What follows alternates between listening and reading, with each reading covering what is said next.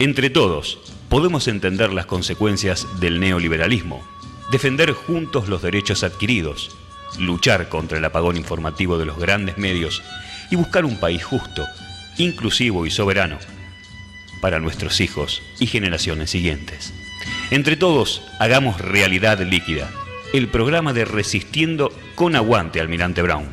Un grupo heterogéneo de trabajadores, amas de casa, jubilados, militantes y profesionales de distintas áreas que, más allá de las redes sociales, interactúa cara a cara. Sumate, la realidad se te puede escurrir entre las manos, o pensarla y hacer algo. Si todos hacemos algo por el otro, el país en el que vivimos será mucho mejor.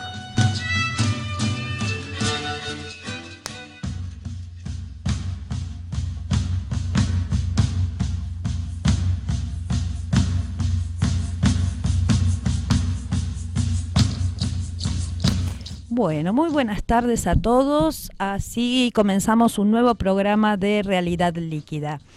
Los acompañamos, como siempre, Mirna, Jacqueline, Carlos, la compañera Mariela, que nos viene a hacer el aguante siempre, y quien les habla, Claudia. ¿Cómo andan, chicos? Hola, buenas tardes. ¿Todo bien? ¿Con frío? Está complicado el día. Parece que mejoró bueno. Un poquito, pero es una magia nomás. El miércoles... Sí, llueve de vuelta. Bien. Sí. Ah, bueno, completito. Bueno, vamos a dar los medios de comunicación para arrancar, para aquellos que se quieran comunicar, al teléfono 4299-5694, al WhatsApp 116-658-1639, o a nuestra página de Facebook, Realidad Líquida, o nuestro Twitter, @LíquidaRealidad. Esperamos sus comentarios o sus inquietudes. Bueno, hoy vamos a conversar sobre lo que nos está sucediendo. ¿Qué quiere decir esto? Las consecuencias actuales de las políticas del gobierno, es decir, la coyuntura, ¿qué nos está pasando en el día a día? En otras palabras, el neoliberalismo hoy, sí, cómo nos pega a cada uno de nosotros, y además sus planes hacia adelante, qué es lo que dicen, qué es lo que no dicen, lo que se vislumbra, qué nos espera en definitiva, ¿no? Así que bueno, creo que la editorial empieza a enumerar, ¿no, Carlos? Los temas, por lo menos de esta última semana, 10 días. Sí, la idea es un resumen, digamos, de lo central, tratando de hacer un análisis de la estrategia del gobierno y bueno, a partir de ese desarrollo, tirar los temas para ir analizando. Para ir ¿no? charlando un poquito sobre cada tema. Sí, como decía, más o menos tomamos los temas de esta última semana, 10 días, que bueno, es como mucho. Así que bueno, arranquemos con la editorial, así nos ordenamos un poco con los temas.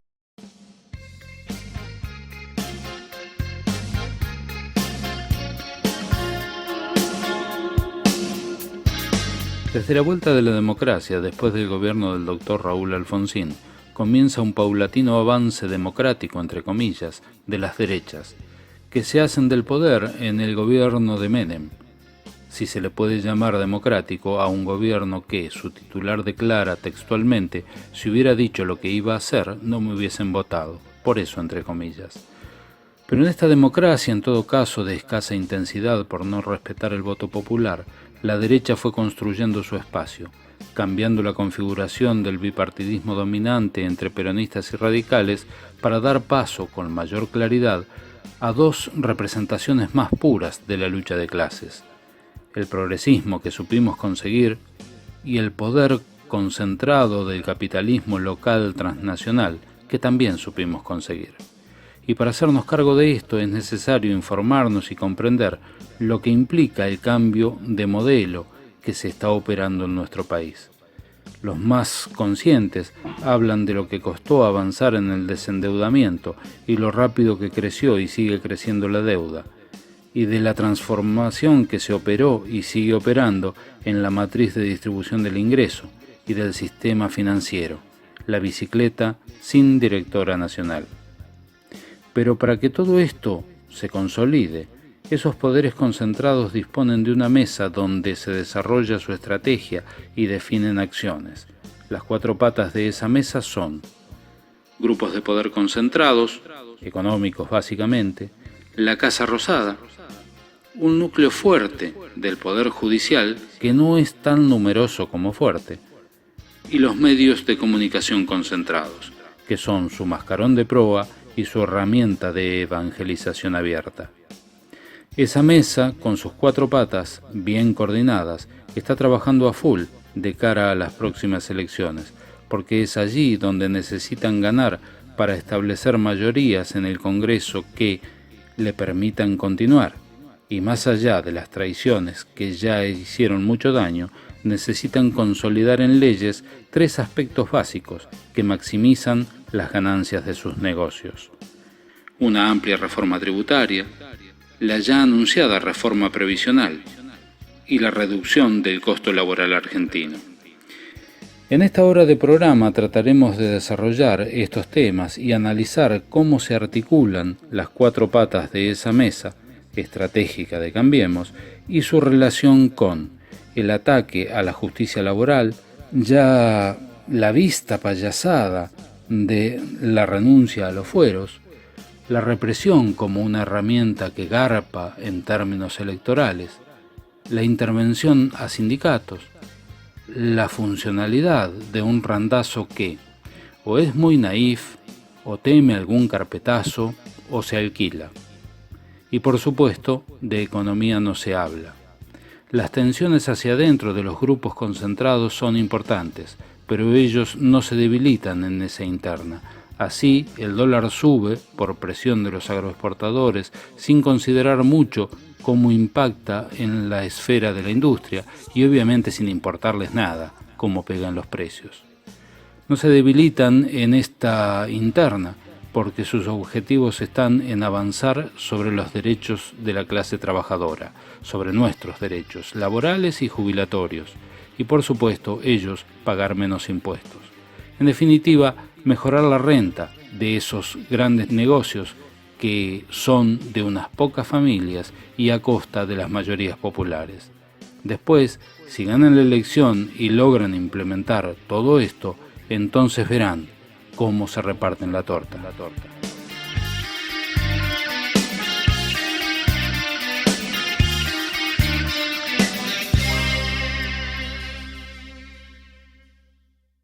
Bueno, habiendo escuchado la editorial que, bueno, hace como un punteo, ¿no?, de los temas, como decíamos, de estos últimos días, yo los voy a enumerar nuevamente cortitos. Estaríamos hablando de lo que sucedió con el tema de los fueros, el tema de la justicia laboral, el tema de la desocupación y lo que esto implica también como represión en los hechos, posible o concreta, la intervención en los sindicatos, que esto lleva colacionado a la CGT, bueno, el protagonismo o no, las significancias de la candidatura de Randazzo, y el tema economía, que bueno, en la editorial terminaba con de economía no se habla.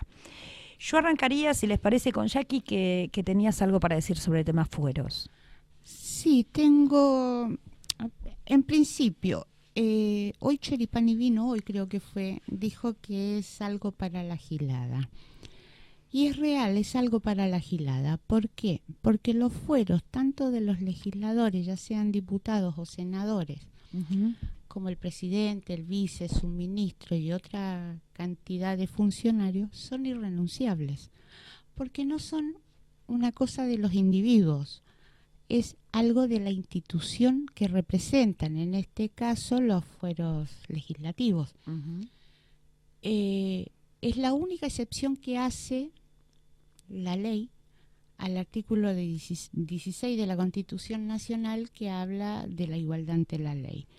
¿Y por qué son los fueros? Los fueros son para que los legisladores que representan al pueblo, sobre todo los diputados, tengan libertad e independencia para decir todo aquello que tienen que decir sin temor a represalias o del Poder Ejecutivo o del Poder Judicial. O sea, que decir que uno renuncia a sus fueros es decir una burrada, es desconocer la Constitución, es desconocer la ley, porque La Constitución habla de los fueros en 3 artículos, el 68, el 69 y el 70, correcto, sí, sí. que habla de la inmunidad de arresto, habla de la inmunidad de opinión y del desafuero. Y hay una ley, la 25.320, que reglamenta estos artículos de la Constitución. Estos artículos y esta ley dicen que, en principio, ningún funcionario puede ser molestado por sus opiniones públicas. Y en el caso de causa penal, se debe juzgar al legislador o al senador en este caso, porque para los otros funcionarios va vía juicio político. Se lo debe juzgar como un ciudadano común. Y si es condenado con sentencia definitiva y con pena, recién ahí se trata el desafuero, que lo tratan sus pares. Si es sorprendido en un delito infraganti, el juez tiene que darle aviso a la corte, a las cámaras, y las cámaras lo tratan dentro de los 10 días. Se pueden negar a desaforarlo y en ese caso el juez tiene la obligación de seguir la causa, pero con el legislador en libertad. Los fueros alcanzan también, como dije, al presidente, a sus ministros, claro, qué sé yo, pero eso va por otro carril porque esos fueros son solamente sacados en juicio político. O sea que traducido, ya que, a ver, sería como que aquel que quisiera, en este caso que hizo el Frente Renovador, en este... no le quiero poner un título, en esto de supuestamente renunciar a los fueros. En realidad, para poder hacer eso en la práctica, lo que tendrían que renunciar es a sus puestos. Sí, claro, porque los fueros son irrenunciables, no son fueros personales o además individuales. son fueros que en este caso todavía no tienen. Además, ¿no? Pero no son fueros personales o individuales, son de la institución. Exacto, por eso Cámara. son los puestos. En todo caso, renuncian a sus puestos. Renuncian a sus puestos si no quieren tener fueros. De otra manera van a tenerlos y es bueno que lo tengan. Claro, claro. Es como que es muy loco, ¿no? Porque uno dice, uno los ve en la televisión, en los medios, en las redes, todo con un gran despliegue de que son limpios, transparentes, entonces renuncian a sus fueros, cuando en realidad aquel que lee un poquito y se informa de esto, sabemos que es una gran mentira. O sea, porque no pueden renunciar, en principio, como decimos, a algo que no tienen, y en todo caso, a algo que es irrenunciable. Es irrenunciable y además hacer el acting, porque para mí fue un acting de la renuncia, perdón que te interrumpa, Mir, de la renuncia es desconocer la Constitución, es desconocer una ley que reglamenta esos artículos constitucionales, o sea, estamos llamando a desconocer la Constitución Nacional, que en el caso del señor que hizo el acting de la renuncia a los fueros, no es la primera vez. Ya ha habido otros momentos en Otros acting. Otros acting. Sí, yo lo que quería agregar es que, como a título de pregunta, ¿no? ¿Cómo queda un legislador sin fueros? Queda expuesto a que ante cualquier intervención que haga en una tensión importante contra otro poder o contra algún poderoso, queda expuesto totalmente y por ende no podría desarrollar su tarea de legislador en defensa del pueblo, para lo que el pueblo lo elige, porque desconoció esta parte de la Constitución Nacional. Y por otro lado, hay que pensar y saber respetar, estos candidatos deberían saber respetar a los constitucionalistas, que se han quemado las pestañas, que han desarrollado toda una ingeniería legislativa detrás de el armado de las leyes a partir de la Constitución, para que esto sea un sistema eficiente. Alegremente, dos tipos, o un tipo y una mina, frente a un micrófono y una cámara, no pueden desacreditar todo esto alegremente y la gente creer que este es el gran acto de altruismo de parte del masismo. Es un acting, ni más ni menos, que intentan poner en primera plana para cosechar votos. Hoy que se habla tanto de corrupción, ellos quieren dejar por sentado que no van a ser corruptos. ¿Necesitan decirlo de esta manera? Esta es otra pregunta que uno se podría hacer, ¿no? Y lo otro que podríamos decir, invirtiendo la carga de la prueba, ¿qué haría Elisa Carrió sin fueros? Claro. Claro. Sí, O sea, sí. Mir, ¿vos querías decir algo? No, yo pienso en lo que vos relatás muy claramente, en una puesta en escena. Esto es una puesta en escena como si nosotros estuviéramos viendo una comedia, donde salen todos los actores a decir lo que se les parece, ¿no? Con algo que está determinadamente estructurado. Y esto es lo que nosotros, o la gente, compra todos los días. Este mensaje que compra. A ver, perdón, mire, toca el micrófono porque no sé si está saliendo al aire. No la escucho. A ver, te presto el mío. Perdón, por la desprolijidad. Lo que decía, que esto es una ficción en la cual se ponen todos estos actores en escena, ¿sí? Donde ya tienen una estructura armada, un libreto cada uno para decir qué es lo que quiera decir, y también cómo la gente compra esto, ¿sí? Porque pareciera que quieren dar un voto de realidad o de confianza a su futuro mandato, que sería otra ficción también, ¿sí? Porque todavía las encuestas no lo tienen como favorito y me parece que no lo van a tener tampoco. No estarían dando los números. Bueno, a ver, yo les diría, porque para hablar, si arrancamos con cada tema y le damos, no vamos a poder hablar de todos los temas que queremos. Es cierto que es mucho, pero bueno, yo pasaría, si querés, me parece un tema, si les parece, un tema importante, el tema de la desocupación, de lo que vino pasando esta semana en Zárate, Campana. Mir, vos habías preparado algo del tema.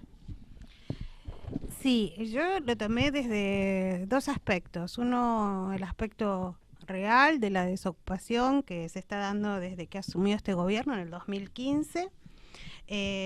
Ya hay 3.200 firmas que han cerrado, entre ellas muchas pymes son las que más cierran, que las pymes tienen aproximadamente 100 empleados, ¿sí? Y la semana pasada hablábamos de cuántas personas se quedaban sin trabajo. Sabemos que en Zárate fueron 1.200 personas, también está la fábrica que está en Varadero, donde todo el pueblo gira alrededor de esa fábrica, y yo trataba de explicarle a mi hijo qué pasaba cuando una fábrica cierra.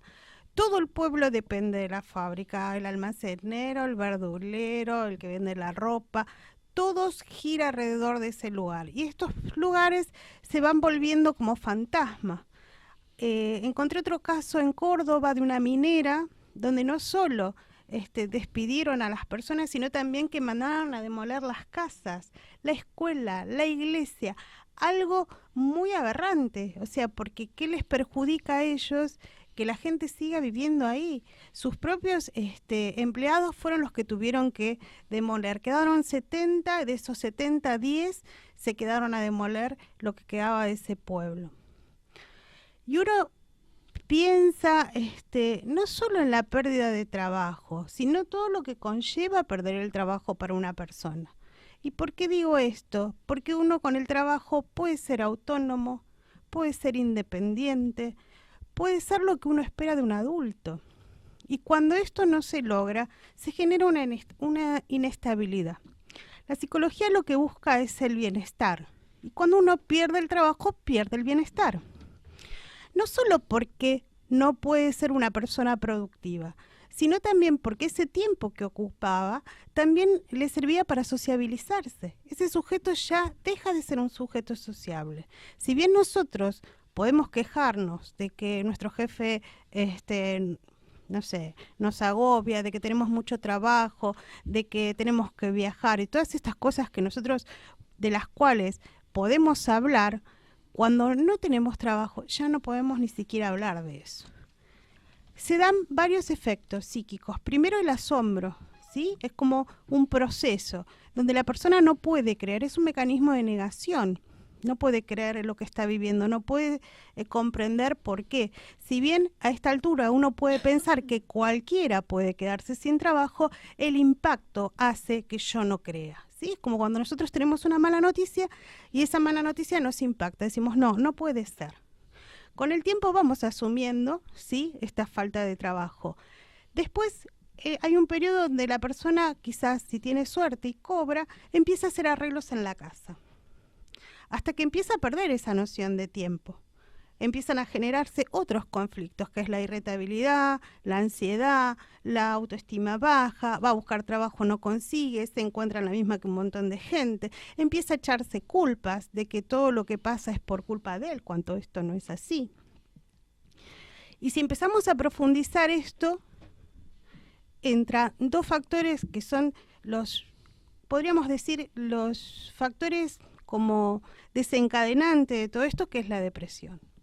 La depresión tiene que ver con la falta de interés, para algunos la desesperanza.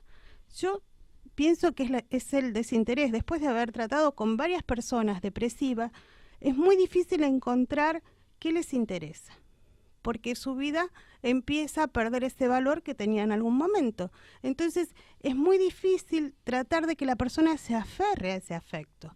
Y hay que buscar dónde está ese afecto. Si no tiene trabajo, si tiene conflictos con la mujer, si ve sufrir a sus hijos, si la familia no lo contiene, todas estas circunstancias hacen más difícil salir de este cuadro. Y cuando nosotros hablamos de depresión, no solamente hablamos de factores externos, también hay factores internos que se juegan. ¿Qué era lo que querían imponer la semana pasada cuando se suicida el jubilado? Ellos decían que el hombre pasaba por una situación que estaba deprimido. Pero la depresión no es algo que se gesta de un día para el otro. Es un proceso. Es un proceso en el cual todo influye. Porque si yo tengo un contexto que me contiene y que me acompaña, tengo menos posibilidades de deprimirme. Ahora, si a mí este contexto no me contiene, es más fácil que me deprima, ¿sí? Y en este sentido, volviendo a lo que es el trabajo, la desesperanza es uno de los factores que, si no se trata de manera profesional, es muy posible que la persona empiece a perder no solamente su autoestima, el desinterés, todo esto que tiene que ver con su apariencia, que le va a ser mucho más difícil conseguir trabajo. Sí. Mirna hablaba del bienestar, ¿no?, desde un punto de vista de la salud. Yo quiero tocar el mismo tema, bienestar, justamente relacionado a la desocupación desde el punto de vista del Estado. El Estado tiene la obligación, como Estado, de interceder en estas situaciones y, de hecho, si nos remitimos al gobierno anterior, cuando había algún problema con alguna empresa, se metían, mediaban, buscaban la manera de que no se perdieran los puestos de trabajo. Esto tenía un valor fundamental en esa instancia.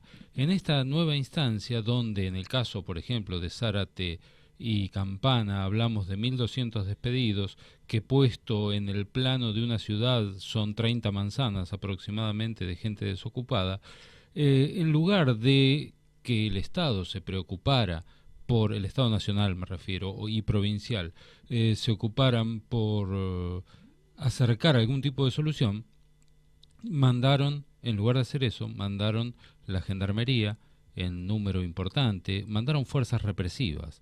Entonces esto es lo que va dejando claro cuál es la estrategia del gobierno en relación al empleo en este caso. Bueno, y vamos a seguir dando vuelta con otros temas sí. y viéndole esta lógica, ¿no? Sí, justamente yo escuchaba a Mirna, te escuchaba a vos, Carlos, y un poco la conclusión, tomando también el principio del programa cuando decíamos, bueno, las consecuencias en lo inmediato, ¿no?, de las políticas de gobierno, del neoliberalismo, y en función de todo lo que estamos hablando, tanto sea por la amenaza, represión, los despidos, lo que está pasando con los jubilados. Mirna, que vos comentabas el caso del abuelo que se suicidó, digamos, miremos para donde miremos, claramente acá lo que se está tratando, a mi humilde entender, es vaciar el Estado, es decir, la desaparición del Estado. porque claramente no hay Estado en ningún lado como uno entiende que es el Estado, o que tendría que serlo, ¿no? Sí, esto también siguiendo la lógica estratégica de la que hablábamos en la editorial, también tiene que ver con la intervención de los sindicatos, ¿no?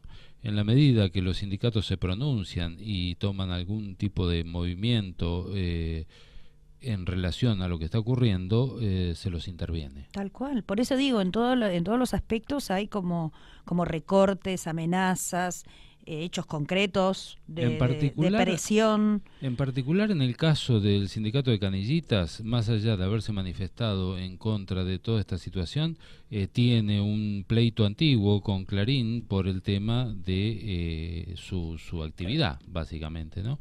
Y esto tiene que ver mucho con los espacios de poder y con esta mesa donde se maneja la estrategia de campaña del gobierno, donde sabemos que detrás están las grandes estructuras de poder, donde Clarín es una de ellas, y bueno, esta es la suerte que corrió el gremio de Canillita. Sí, ¿no? sí, es conocido, es sabido que Clarín se quiere quedar con toda la distribución de lo que es papel, ¿no? Y es un grano en el zapato, o en el pie, mejor dicho, el gremio.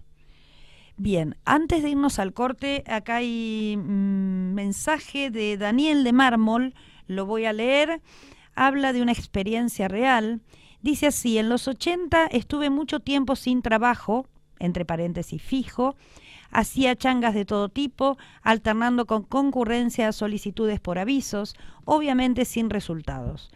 Te crea, además de todo lo que dice Mirna, en el varón la carga del hombre que no puede ser proveedor, protector de su familia. La carga por el rol social. He tenido mis momentos de crisis por ese tema. Abrazos. Bueno, gracias Daniel por comunicarte con nosotros. Y sí, esto coincide con lo que decía Mirna justamente, de todo lo que implica en cualquier persona que te dejen sin trabajo, pero mucho más en el varón, por este mandato, ¿no?, de ser el proveedor justamente. No sé, Mir, si quieres agregar algo, porque ya tenemos que ir al corte. Sí, la sociedad va cambiando y después de los 80, en los 90 fueron las mujeres las que salieron a trabajar para suplir estas necesidades y cumplir esta cuestión de poner la mesa, de buscar el mango, y sí, eso hizo también un cambio social importante, pero así todo es el hombre el que sigue sosteniendo la familia y es el hombre el que gana más que la mujer, le sumaría yo a todo esto. Sí, porque todavía no hay igual salario a igual trabajo. Yo quería alcanzar el programa, chicas. Y yo quería agregar un pequeño detalle. La falta de trabajo crea consecuencias en el mediano plazo. Muchos jóvenes de hoy son hijos de desocupados de los 90, que no tienen cultura del trabajo y que en muchos casos cayeron en el delito. Hoy todo el mundo se queja de la inseguridad, pero nadie piensa en las causas o en algunas de las causas de la inseguridad. Y mucho tiene que ver con la falta de trabajo, sobre todo en las clases con menos recursos intelectuales. Es una cuestión también a tener en cuenta.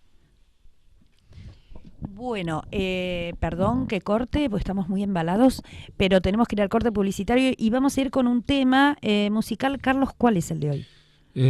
Se llama La del Pirata Cojo, de Joaquín Sabina, que si bien es un tema alegre y que habla de una especie de piratería vaga, vaga en el sentido sano de la palabra, aquí en este gobierno tenemos un montón de piratas que no son tan sanos. No de los buenos.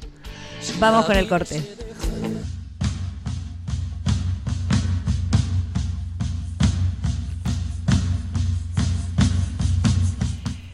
Bueno, acá estamos de vuelta. Veníamos con una charla muy interesante. Creo que había quedado dando vueltas, Carlos, el tema de... Vos estabas tocando el tema de la intervención a los canillitas, y bueno, eso nos lleva inevitablemente a la intervención en los 4 sindicatos, al rol de la CGT. Y a la estrategia, ¿no? Yo quiero hacer mucho hincapié en eso, como decíamos en la editorial. Que hay una mesa, que esa mesa tiene 4 partes, que esas partes dictan las políticas y determinan también cuál es la estrategia a seguir. creo que hablar de esa articulación, de esa lógica con que se manejan es importante para que esto se entienda.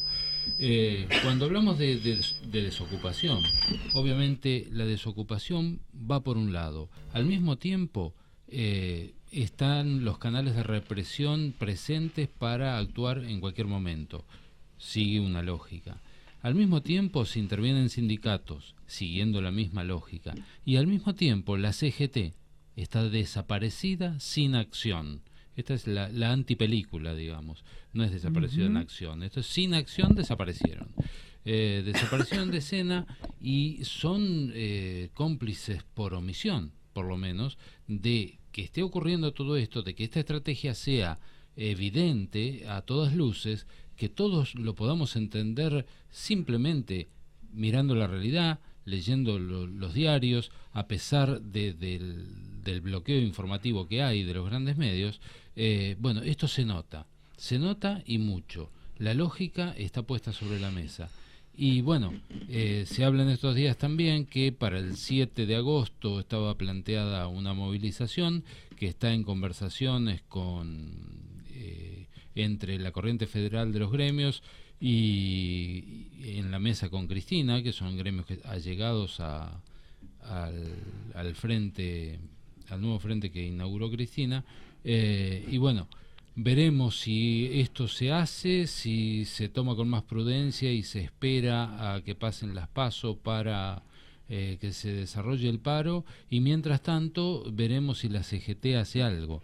Pero hay que mirarlo así, hay que mirarlo en conjunto, no son cosas aisladas. Carlos, yo no sé si vos recordás cuando fue lo de Suteba, que le retenían los ingresos, o sea, lo que aporta el afiliado, Sí. para desfinanciarlo. Después vino todo el ataque a Baradel, y hoy, después de la convocatoria a la cual fuimos en la Sociedad Cosmopolita, Sí. que estaban todos los dirigentes sindicales de la CTA, pensaba en esta conexión que hay, ¿no? A quiénes realmente ataca al gobierno, a qué sindicalistas atacan. Y Son los fíjate sindicalistas vos, que están alineados, ¿sí? Podríamos decir, a la sociedad, a los que apoyan un proyecto nacional y popular. y fíjate que en el mismo sentido está el ataque a la justicia laboral.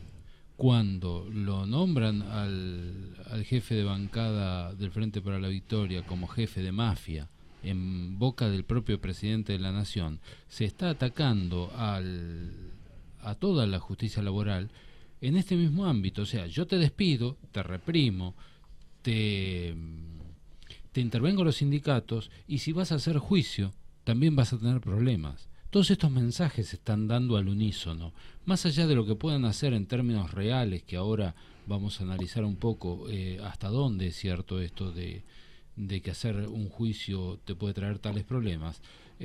Más allá de eso, hay una intención de sembrar miedo por sobre todas las cosas. Sí, yo agregaría, chicos, a todo este conglomerado de cosas que vos enumeraste, Carlos, los medios de comunicación, ¿no? Porque ya que hablamos de que evidentemente hay toda una estrategia Es una de esas cuatro patas. Claro, ¿no? Hablamos de esas cuatro patas, y no quiero dejar pasar por alto el tema que justamente, por lo menos en la televisión, ¿no? El medio de la televisión está sufriendo recortes realmente, digamos, abusivos ya. Y lo digo no solo porque ayer y nos solidarizamos con la gente de CN23, que vacían el canal CN23 y hay 95 familias que se quedan en la calle, sino que, por ejemplo, casualmente esto sucede ayer, y ayer la señal de C5N no llegaba a ningún lado. Estaba bloqueada la señal de C5N. Entonces, ¿qué quiero decir con esto? Que los pocos medios que son contrarios al gobierno, o los cierran, o los vacían, o se les corta la señal. A Lo que ver, está pasando Claudia, con Radio del Plata. Radio es del Plata. exactamente lo mismo. me parece que la palabra no es contrario. Me parece que son los medios que dejan ver, ¿sí?, una realidad diferente a la que nos quieren imponer, porque nadie está en contra del gobierno. O sea, no muestran la realidad de la gente que se queda sin trabajo, la realidad del aumento Lo que del pasa consumo. es que el gobierno eso no quiere que se vea, claramente. Es un gobierno que sabemos que miente, esto está comprobado. Todo lo que dijo en campaña no cumplió absolutamente nada, con lo cual uno entendería ya a esta altura que la mentira es como su leitmotiv. Entonces, un método, con lo cual todo aquel medio de comunicación que diga la verdad, obviamente que el gobierno lo va a querer silenciar, porque los deja al descubierto. Sí, pero yo lo que me gustaría significar es que no es que estemos en contra del gobierno, como quieren hacer ver, que se le ponen palos en la rueda y que no se los deja gobernar, sino que, bueno, se queda al descubierto su gobernabilidad. Exactamente, sí. Bueno, sí, un Jackie. comentario cortito. Ayer en C5N, en el programa de Navarro, salió un supuesto reportero extranjero a preguntarle cosas a la gente en la calle.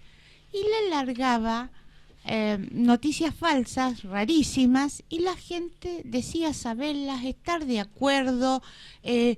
O sea, la gente no procesa la pregunta ni ve nada. Si lo dijo en la tele, Es verdad. es verdad. Sí. Hablando de medios. Eso me hace acordar a Homero Simpson. Claro, como una crítica abierta a los medios de comunicación y a, bueno, la carencia crítica del público en general, a quien se le pone un micrófono delante y algo quieren decir. No les importa que... Bueno. Aquí justamente está llegando... Llegó Marcelo. Hola Marcelo, bienvenido. Se estaba poniendo frente al micrófono cuando yo decía esto. Entonces, bueno, resultó así, un tanto cómico. Hola Marce, ¿cómo andás? Hola, ¿qué tal? ¿Todo ¿Cómo bien? están? Bueno, estamos ya siendo 8 menos cuarto y llegado Marcelo a la mesa. Yo voy a nombrar un poquito nada más el tema de que nombrabas vos, Carlos, de los juicios laborales, porque me interesaría también que hable Marcelo de la economía, justamente, que no se habla, ¿no? Con respecto al tema de los juicios, básicamente, todo surge a partir de que se conoció un fallo esta semana de la Corte Suprema que tuvo, como veníamos diciendo, amplia repercusión en los medios. Para meter miedo. Tal cual. Se trata de la causa López Enrique Eduardo contra Horizonte, Compañía Argentina de Seguros General S.A., sobre accidente, ley especial. Así es su carátula. En realidad López había tenido un accidente en el camino al trabajo y le inició una demanda a la empresa por este accidente. El fallo no explica por qué motivos, pero López no se presentó en una pericia médica y perdió el juicio.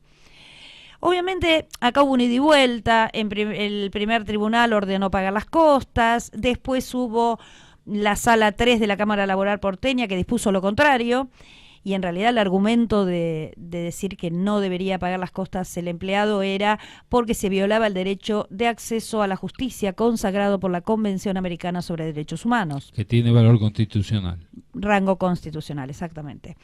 Entonces, bueno, en definitiva el debate, la Corte le puso fin al debate diciendo concretamente que este señor, este trabajador, debía pagar las costas del juicio laboral a los abogados y a todos los peritos que hayan intervenido. Estos fueron los hechos. En realidad esto tiene todo un componente político, ¿no? Es verdad que muchas veces los trabajadores debían pagar las costas, pero en realidad lo que este fallo busca es sentar un antecedente firme, que va en paralelo con los mensajes que se vienen bajando, ¿no?, desde el gobierno nacional, desde el mismo presidente. Llama mucho la atención la difusión que tuvo este caso. Exactamente. Cuando ha habido miles y miles de juicios perdidos donde se pagaban las costas. Cuando había renuencia del trabajador se pagaban siempre. Por supuesto, si uno no constituye la prueba, no puede pretender hacer un juicio que el Estado gaste dinero en ese proceso y que después alegremente no tener ningún costo. Esto es así. Ahora, la forma curiosa en que se dio a conocer esto y la resonancia que se le dio en los grandes medios que están del lado de hacer este tipo de ruido y sembrar el miedo es lo que llama poderosamente la atención, y tiene más poder eso que el hecho en sí. Seguro, por eso decimos que se utilizó en realidad este fallo para meter miedo, ¿no? No es casual que se alinee, como decía, con la bajada de línea desde el gobierno, desde el mismo presidente que estigmatiza, ha llegado a poner como jefe de banda a Recalde. Correcto, de mafia.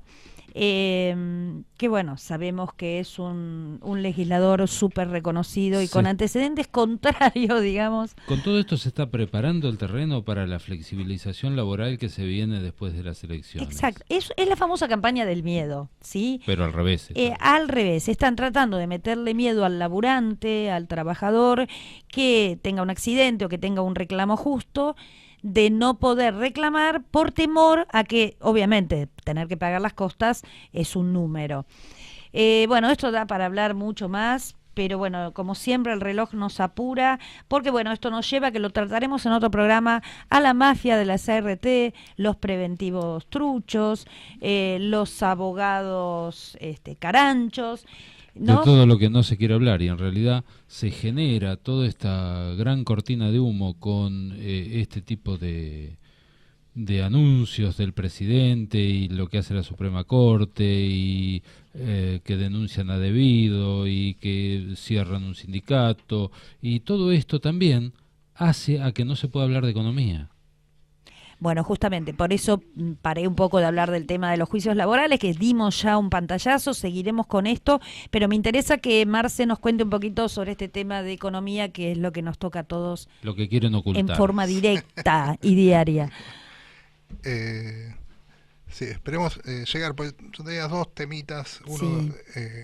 Este informe que le había pasado sobre el tema de la CIA, y bueno, sobre economía, lo que habíamos hablado un poco es este paso del dólar de 16.15 a 17.40, Ese salto, sí. y pensar cómo impacta en el día a día, ¿no? Poniendo como en esta idea de graficar las cosas, por ejemplo, lo que decíamos es, si cargamos 500 pesos de nafta, con este aumento que es un 8, estás cargando 460 en realidad a lo que estás pagando. En vez de cargar 500, cargas 460. Exacto, sí, sí, sí. Cargas menos, tenés que cargar cada vez más rápido y sale Sí, sí. siempre del mismo bolsillo. Y también lo que, como un apartado, que esto ya también lo viene hablando Latrichano, el tema de los LEVAX y esta bomba que se está gestando Con la deuda. con la deuda y Sí, con, sí, con sí. todo el movimiento, y es un sistema muy simple, ¿no? Es, por ejemplo, si yo tengo la plata fuera en dólares, la convierto acá a pesos, compro LEVAX, me dan un interés, los convierto nuevamente a dólares y la llevo. Toda esta movida, esta bicicleta se banca gran parte con deuda y también con recortes en todo En lo presupuestarios, social, sí, sí, sí. En todo lo social, en medicamentos. medicamentos. Sí, sí, sí. Todos los esfuerzos de la economía que se están dando en salarios, en medicamentos, todos los beneficios que vamos perdiendo en distintas capas de la sociedad, están yendo a cubrir parte del déficit, pero no alcanza. No alcanza. No alcanza porque al enfriar la economía, al no haber movimiento económico, no hay recaudación, y el único recurso que tuvo este gobierno desde su origen fue endeudarse. Y se puede endeudar justamente porque recibió una deuda muy baja. Sí.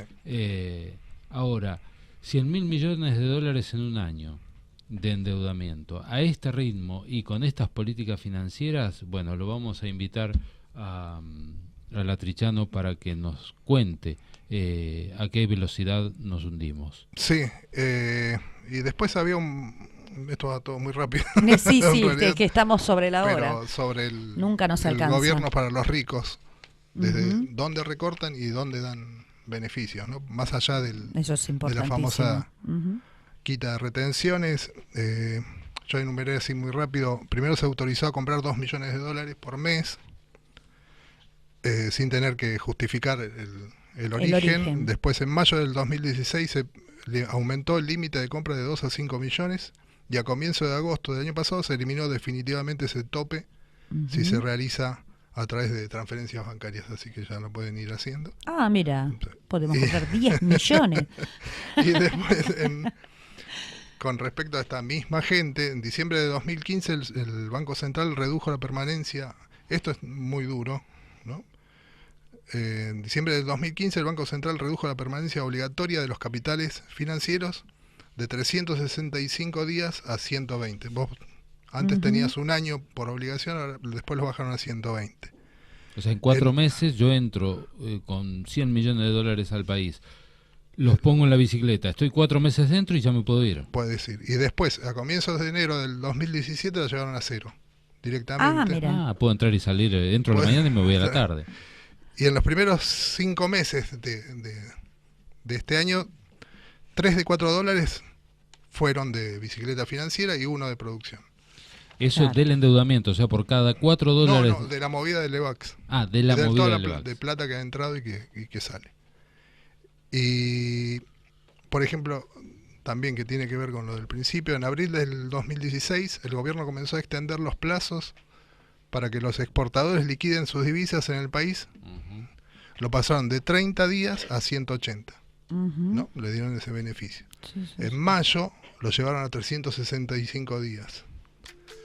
Y en agosto lo llevaron a 1825 días, son 5 años. Bien. En enero se autorizó un plazo para liquidar exportaciones hasta 10 años. Ok. Así que bueno, lo que decíamos es... Bueno, sí, va a haber una que seguir película- con esto, chicos, porque el material es muchísimo. Ya nos pusieron la musiquita de despedida. Sí, a ver, claramente, Marce, para redondear lo que vos dijiste, que esto recién empieza, porque bueno, no pudimos desarrollarlo. Sí. Básicamente, este país, en lo que va de 1 año y medio, se ha convertido en una gran bicicleta financiera. Una tremenda bicicleta financiera. Una tremenda bicicleta financiera. Y por eso tenemos una Secretaría de Movilidad en Bicicleta. Ahí está, mira, y ya con Realmente. esto para reírnos tenemos que terminar, chicos. Decíamos al principio que la estrategia seguía 3 grandes objetivos: una amplia reforma tributaria, la ya anunciada reforma previsional y laboral, y la reducción del costo laboral argentino. Hacia ahí van, y bueno, tendremos que seguir sobre Sí, este obviamente, vamos a seguir en los próximos programas desarrollando todo esto. Bueno, esperamos que les haya gustado, nos escuchamos y seguimos juntos el lunes próximo. Que tengan buena semana y, gente, será hasta la próxima. tema. Hasta la próxima.